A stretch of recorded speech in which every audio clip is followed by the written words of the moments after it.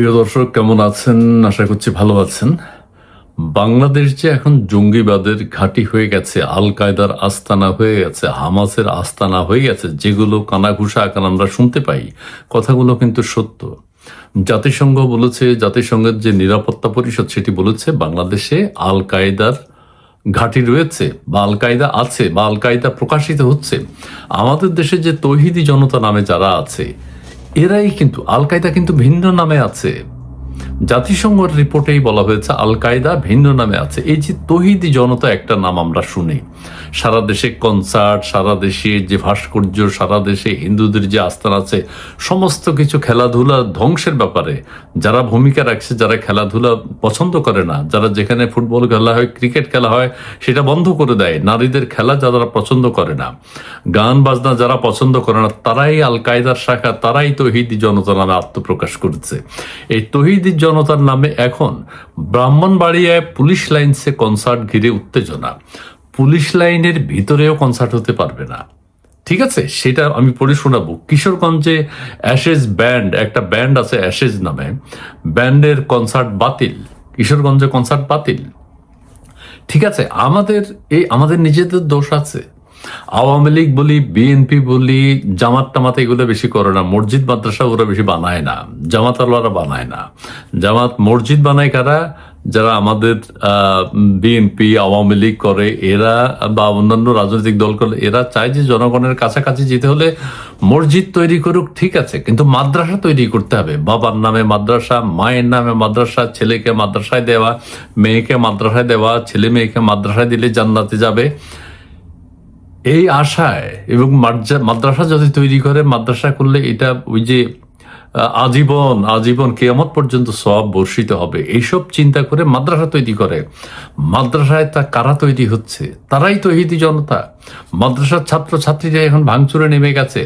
আমি ব্রাহ্মণবাড়িয়ার পুলিশ লাইনে কনসার্ট ঘিরে উত্তেজনা, এটা একটু পড়ে শুনে, এটা কিভাবে সম্ভব? পুলিশ লাইনের ভিতরে কিভাবে সম্ভব? তৌহিদি জনতা মাদ্রাসা থেকে গিয়ে সেখানে হামলা করেছে, আক্রমণ করেছে। এটা একটু পড়ে শুনাই। মানব জমিন ব্রাহ্মণবাড়িয়া পুলিশ লাইনসে কনসার্ট ঘিরে উত্তেজনা। শুধু এগুলো না, এর আগেও আপনারা দেখেছেন বিভিন্ন জায়গায় কনসার্ট ঘিরে উত্তেজনা দেখা দিয়েছে, ভাঙচুর হয়েছে, মঞ্চ ভাঙচুর হয়েছে। কারা করে এগুলো?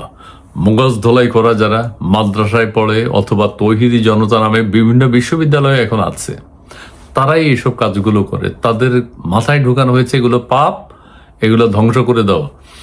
হামলা হয়েছে ব্রাহ্মণবাড়িয়া পুলিশ লাইনসে, উচ্চস্বরে গান বাজনা করাকে কেন্দ্র করে মাদ্রাসার ছাত্ররা সেখানে হামলা চালিয়েছে। ব্রাহ্মণবাড়িয়ায় প্রচুর মাদ্রাসা, নারায়ণগঞ্জে প্রচুর মাদ্রাসা, যাত্রাবাড়িতে প্রচুর মাদ্রাসা, মানে এগুলো একটা হাব আছে, হাব।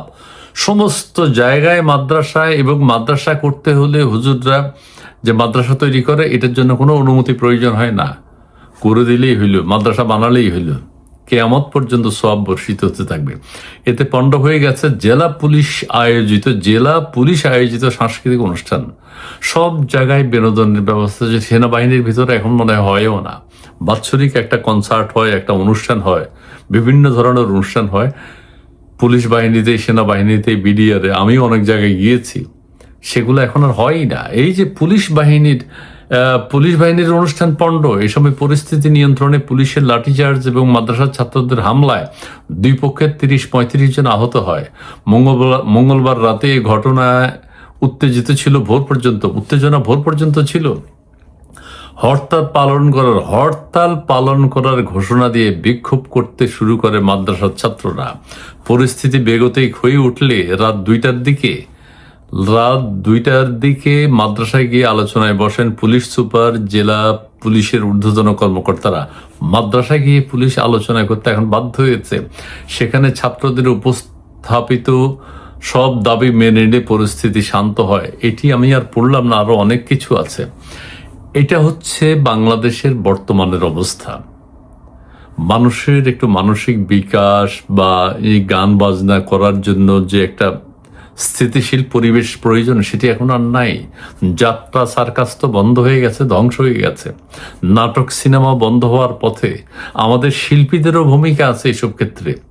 শিল্পীরা এই যে চিত্রনায়িকা শাবানা, আমাদের চিত্রনায়ক মিশা সওদাগর, আমাদের নায়ক ওমর সানি, আমাদের নায়ক ইলিয়াস কাঞ্চন বা আরো যারা যারা আছে, নাটকের নায়ক এই সাম্প্রতিক সময়ে হাসান মাসুদ, এরা এক পর্যায়ে হুজুর হয়ে যায়। আগে যা করেছে সেটাকে পাপ মনে করে, সেই পাপার্জিত টাকাগুলো দিয়েই তারা কিন্তু জীবন ধারণ করছে, চলে, ঘর বাড়ি করেছে, গাড়ি বাড়ি করেছে। তো সেটা যদি পাপ হয়, তোমার অভিনয় যদি পাপ হয়, শাবানার অভিনয় যদি পাপ হয়, শাবানার অভিনয়ের সমস্ত টাকা কেন ফেরত দেয় না বা আল্লাহর রাস্তায় দিয়ে দেয় না, আল্লাহর রাস্তায় খরচ করে না? রোজিনা মসজিদ করেছে, মাদ্রাসা করেছে, নিচে আবার নাচি গান করে, সব করে। তোমার অভিনয় জীবন যদি পাপের হয়, তুমি সেটা থেকে একদম তুমি পাপ মনে করবে কেন সেটাকে? তার মানে তুমি একজন পাপিষ্ঠ, তুমি সেটা মাপ চাইবে কেন? আমাদের দেশের শিল্পী সাহিত্যিক তৈরি হয় না, কয়গুলা পাপ? কারণ দেখেছে, শাবানাকে দেখেছে, রোজিনাকে দেখেছে, ইলিয়াস কাঞ্চনকে দেখেছে হুজুর হয়ে যেতে, মিশা সওদাগরকে। ধর্মকর্ম করো, কিন্তু এই নাটক সিনেমায় এগুলো যদি ধর্মের সাথে সাংঘর্ষিক হয় তাহলে করো না। তুমি অভিনয়ও করবা, আবার এটার পাপও বলবা। নতুন প্রজন্ম তো তৈরি হচ্ছে না, সবার মস্তিষ্কে ঢুকে গেছে। আমিও আমার জীবনে বহুবার দেখেছি এই নাটক সিনেমা করা এগুলো নাকি পাপ, গান বাজনা করা এগুলো নাকি পাপ। মানুষের মানসিক বিকাশের জন্য এগুলো প্রয়োজন। সারা পৃথিবীতে আছে, সারা পৃথিবীতে আছে, সারা পৃথিবীর ইসলামী দেশগুলোতে আছে, কিন্তু আমাদের দেশে এগুলো হারাম হয়ে গেছে।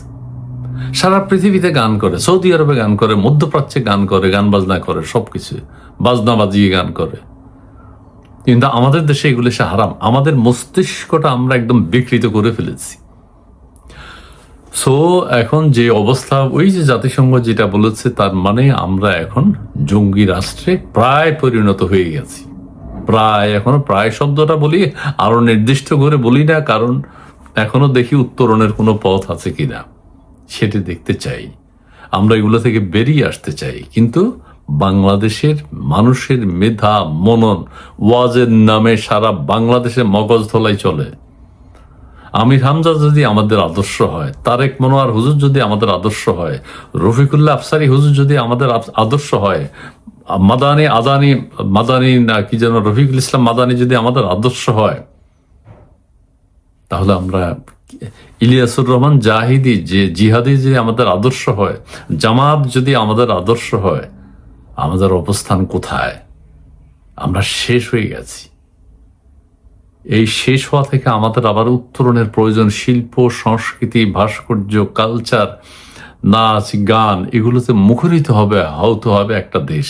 নাহলে ছেলেমেয়েরা জঙ্গিবাদ এবং মাদক আসক্তির দিকে ঝুঁকে পড়বে, এবং তাই হচ্ছে, তাই ঘটছে, তাই আমরা দেখতে পাচ্ছি। কারণ কোনো প্রকার বিকশিত হওয়ার কোনো জায়গা নেই।